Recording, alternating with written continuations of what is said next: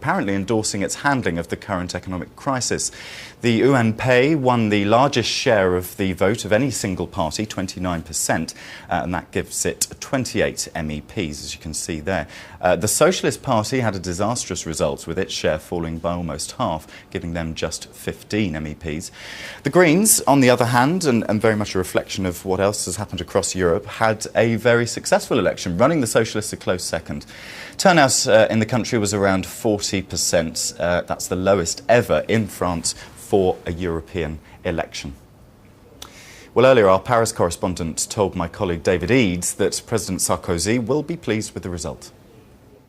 Very good night for Mr Sarkozy, and his ministers are attributing the victory to his leadership. Well, the French people may not agree with that. About 60% of French people think Mr Sarkozy and his government have done a very bad job in handling this economic crisis. But the question is, in France, who else to vote for? If the centre-left is in disarray in Italy, my goodness, in France, the socialists, the left, are really in big problems. They've had huge leadership fights. Martine Aubry against Ségolène Royal. They couldn't agree on who should be leader. It's still not clear, even though Martine Aubry is now heading the party, whether she'll be the candidate for the 2012 elections. People are getting fed up of those squabbles, and they're looking around for others to vote. And you know, really interestingly, David, it's a neck-and-neck tie with the Greens, and in Paris it looks like the Greens have actually outdone the Socialists and have made it into second place.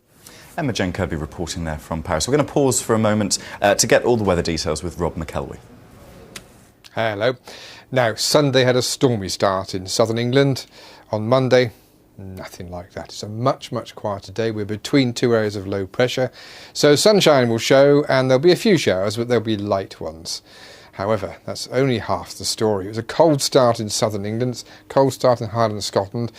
It is early June, and it's still possible to get a touch of frost on the ground. It soon goes once the sun is up, and it'll be showing itself in the southwest of Wales, I think, in the morning. There won't be any such thing in Northern Ireland with a briskish easterly wind and 9 degrees. It's okay for a June morning.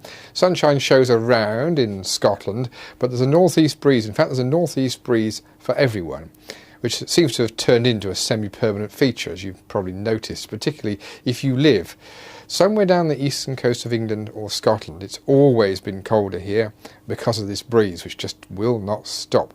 The greyness or the brownness over much of the middle of England at 8 o'clock in the morning is low cloud.